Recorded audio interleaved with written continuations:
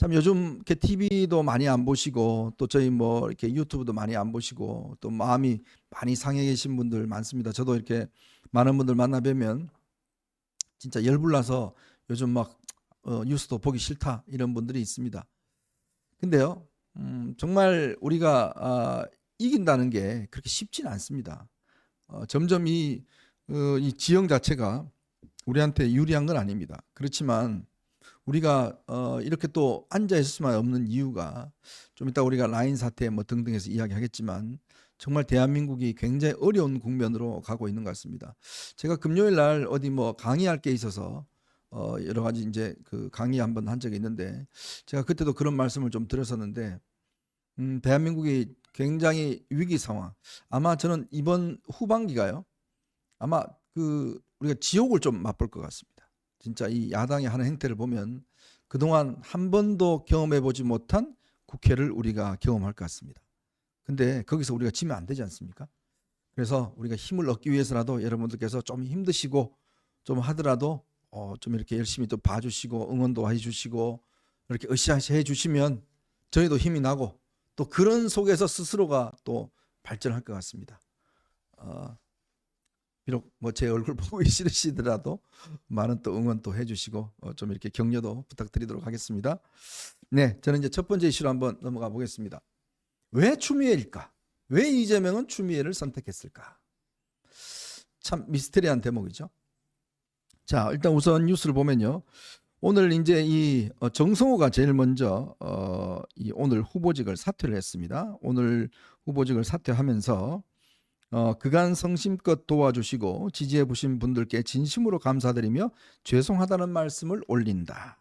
민주당의 승리와 정권 교체를 위해서 더 열심히 하겠다. 이렇게 이야기를 하면서 후보직을 사퇴를 했습니다. 그러자 오늘 오후에 조금 전에 바로 이 조정식과 추미애의 만남이 있었습니다. 두 사람의 만남이 있고 난 다음에 자 조정식과 추미애가 이렇게 발표를 했습니다.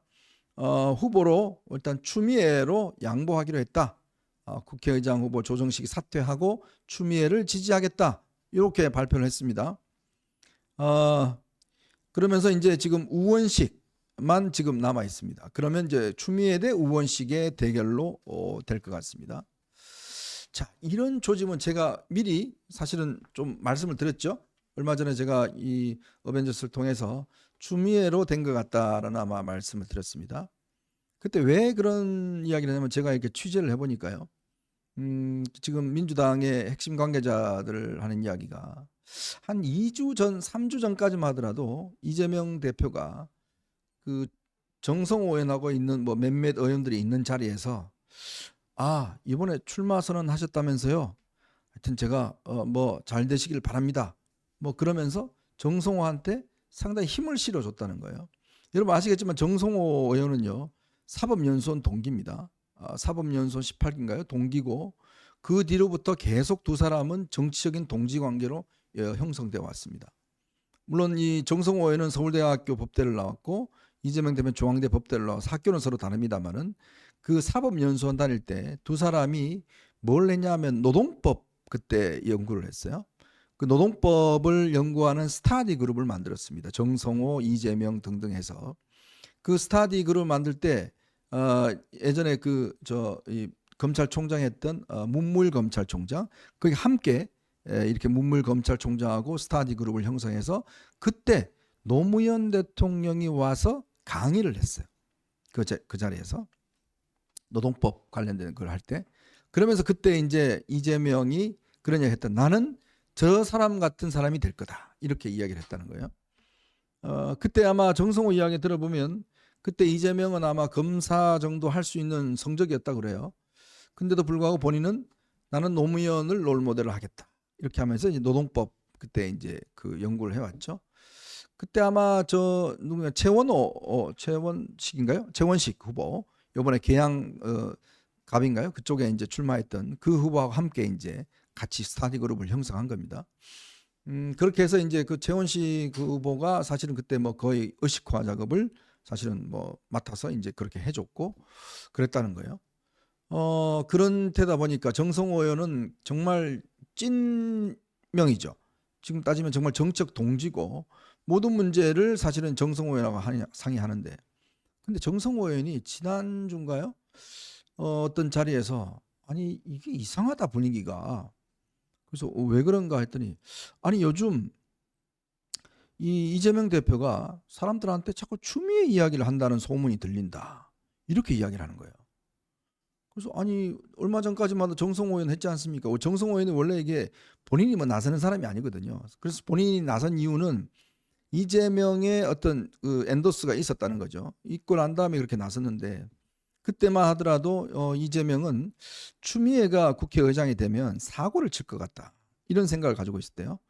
뭐 사실 보수의 어머니다, 추나땡이다, 뭐 이런 이야기 하지 않습니까?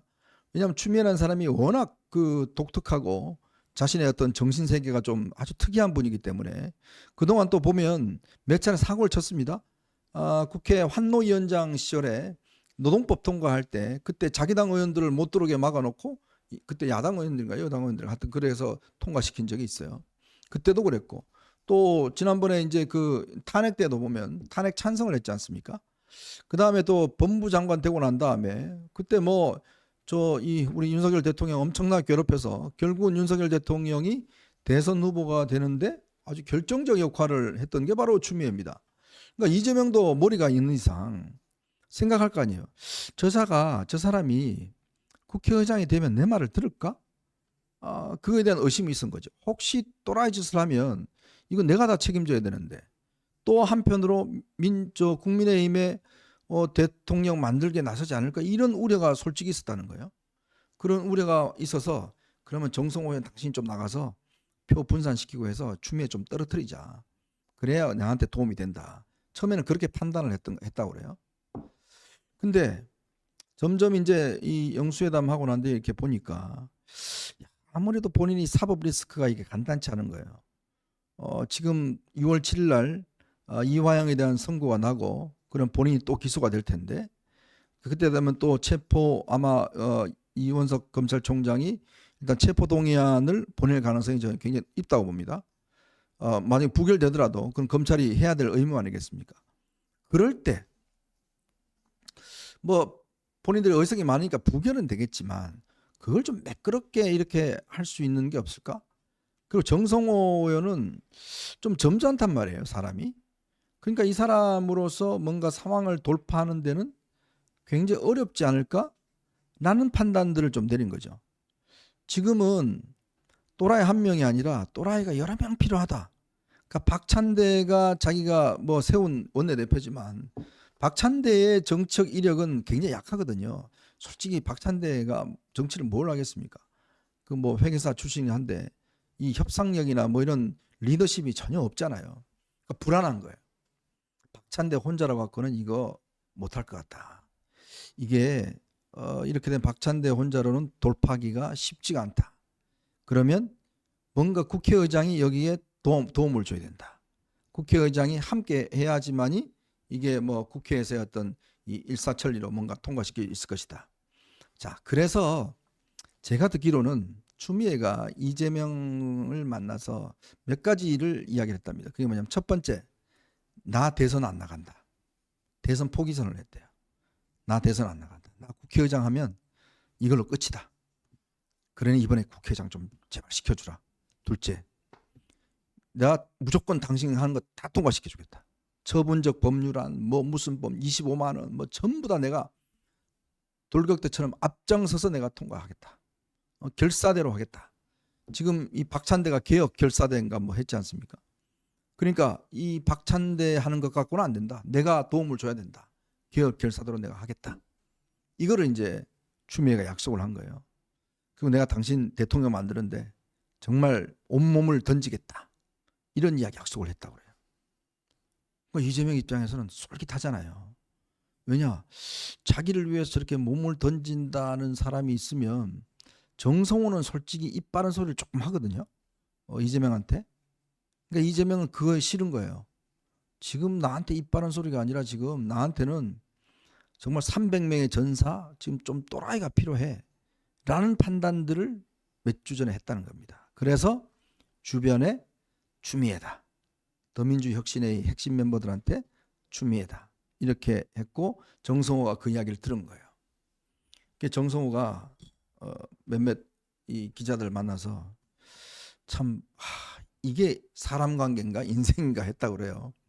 왜냐, 자기는 이재명하고 정말 오랫동안의 정책 동지잖아요. 그런데도 의장을 안 시켜주는 거예요. 이거는 참 이재명의 어떤 사람의 스타일인데 그래도 이제 안 시켜주고. 근데 또 국회의장이 어떻게 개혁을 합니까? 지금요, 국회 선진화법에 따르면 국회의장의 권한이 엄청나게 축소가 되어 있습니다. 근데 국회의장이 언론개혁, 무슨 뭐 국회개혁 뭐 이걸 하겠다는데 그거 못합니다. 국회의장이 지금 권한이 너무 약화되어 있어서. 근데 어떻게 국회의장이 지금 개혁을 하겠다고 그래요? 그 개혁 못하거든요. 근데 추미애가 그걸 하겠다는 거예요. 그럼 얼마나 또라이 짓을 한다는 이야기입니까? 생각해 보십시오. 거의 뭐 돌격 앞으로 같이 뭐 할 거 아니겠습니까? 막 자기가 헌법 개정안 내고 뭐 온갖 짓을 다 할 거잖아요. 그러니까 이렇게 되면 정성호 의원은 이게 과연 이재명 대표한테 도움이 되는가? 이런 이야기를 한다는 거예요. 정말 민주당 내에서 일부 좀 그래도 합리적인 판단하는 의원들은 이렇게 이야기를 한답니다. 지금 사실은 이재명 대표한테 주어진 정말 어떤 면에서 보면 절호의 기회다. 그 절호의 기회란 게 뭐냐면 국민들이 지금 이제 이재명 대표의 무슨 뭐 여러 가지 사법 리스크 막 많지 않습니까? 막 걱정도 있고 저 사람은 좀 포퓰리스트다 많은데 만약 이번에 이 170석을 가진 제1야당 대표가 딱 됐을 때 좀 더 예를 들어서 정말 이 유연성 있고 좀 더 어떤 합리적이고 이런 이미지를 이번에 쫙 보여주면 국민들이 이재명 저 양반 듣던 거하고 좀 다르네? 그 사람이 굉장히 합리적이네? 이런 이미지를 가지면 민주당이 집권해도 뭐 크게 나라가 안 바뀔 것 같네? 크게 나라가 흔들리지 않을 것 같네? 이런 생각을 국민들이 하게 만들면 이게 제일 좋다는 거예요. 근데 이재명이 그런 우리의 기대와 민주당 일부의 기대에 전혀 그거하고는 상관없이 원래대로 가는 거예요. 그러다 보면 국민들은 불안한 거죠. 야, 저 양반 되면 25만 원이 아니라 거의 한 100만 원 넘게 그냥 막 팍 뿌릴 거네. 그냥 돈도 뿌리고 뭐 마구 통과하고 뭐 이런 걸 할 거 아니야. 정치 보복하고 그럴 거 아니냐. 이런 어떤 나쁜 이미지가 쌓일 거 아니겠습니까? 지금 이제 그거 아닙니까? 뭐 온천지 특검. 여러분요, 지난 19대 20대 21대 그 국회도요, 최악이라고 그랬는데 그 최악의 국회도 마지막 국회에서는 법안을 한 120개 정도 다 통과시켰어요. 다 통과시키면서 그래도 국민들을 위해서 뭔가 마지막은 그래도 염치가 있었겠는 거예요. 근데 이번 21대 국회는요, 정말 그 염치도 없습니다. 법안 이번 달에 하나도 통과시키면 딱 하나 통과시킨 거 이태원 특별법. 그거 이외에는 아예 통과를 안 시켜요. 지금 당장 굉장히 중요한 이 법안들이 많습니다. 국민을 위한 법안들이 합의한 것도 있어요. 그것도 안 통과시켜요. 그러면 이 22대가 되면 지금 22대가 뭐 하겠습니까? 이거 무슨 뭐 전부 다 특검 하겠다 뭐 온갖 지금 특검만 이야기하고 있지 않습니까? 그러면 이거 아무것도 안 되는 거예요. 그러면 국민들을 느끼시기에 저 사람은 결국 안 되겠다. 이렇게 이제 보는 거 아니겠습니까? 그래서 정성호도 기자들한테 그런 걱정을 많이 했다고 그럽니다. 이게 추미애 국회의장에 박찬대 원내대표, 이재명 대표, 그럼 그 앞에서 연설해야 되는 윤석열 대통령. 이 어떤 이미지가 나올까? 국민들이 어떻게 볼까? 정말 끔찍하다는 거예요. 그리고 아마 이 추미애는 윤석열 대통령 시정연설하러 오면 아마 뭔가 본인이 좀 쇼를 할 겁니다. 뭔가 보여주려고. 그 원래 국회의장이 이제 대통령 국회 오면 미리 뭐 환담하지 않습니까? 여러분 한번 상상해 보십시오. 거기에 추미애고 윤 대통령이 있으면 추미애가 윤 대통령한테 뭐라고 이야기를 하겠습니까? 만약 그게 국민들이 알려지고 뭘 하면 따를 것이지 대통령이 내 명을 거역하고 또 이런 또 책상 두드리면서 이야기할까요? 당시에 뭐라고 그랬습니까? 검찰총장이 명령을 들어야지 뭐 그러면서 그냥 책상을 치면서 그냥 해서 그게 국민들한테 엄청나게 악영향을 미쳤잖아요. 이번에 뭐라고 그러겠어요? 대통령이 국회의장의 명을 들어야지 뭐 이런 또 이제 이야기를 하지 않겠습니까? 그러면 결국 그게 누구한테 다 돌아갈까요? 결국 이재명 대표한테라는 거죠. 이게 참 그 어떤 이 자신들의 어떤 이거를 극복하지 못하는 것 같아요. 결국은 이재명의 사법 리스크 처리를 위해서 이제 국회의장도 필요 없다. 국회의장도 이렇게 뭐 유화적이고 이런 사람 필요 없다. 그렇게 흘러가는 것 같습니다. 추미애는 참 꿈을 이룬 것 같습니다. 그죠? 꿈을 이뤘는데 추미애가 앞으로 펼칠, 저는 솔직히 전략적으로 솔직히 내심 추미애가 되길 바랬습니다. 이거 알려주면 안 되는데. 왜냐? 추미애는 우리의 기대를 거스르지 않을 거거든요. 추미애는 우리의 기대에 100% 정말 만족시킬 겁니다. 그건 뭐냐 하면 정말 국민들이 보시기에 생쇼를 할 겁니다. 추미애는 결코 실망시키지 않을 것이다. 추미애가 만드는 22대 국회, 그 상징적인 모습들, 그걸 아마 보면 정말 참 기가 막힐 것이다 라는 생각이 많이 듭니다. 네, 추미애가 만들 22대 국회, 추미애 국회의장을 맞이할 또 우리는 어떻게 될지, 그건 앞으로 또 지켜보면서 말씀 나누도록 하겠습니다. 네, 저는 이제 두 번째 이슈로 한번 넘어가 보겠습니다. 여러분 보시면서요, 구독과 좋아요 많이 눌러주시고요, 또 많은 응원 부탁드리도록 하겠습니다.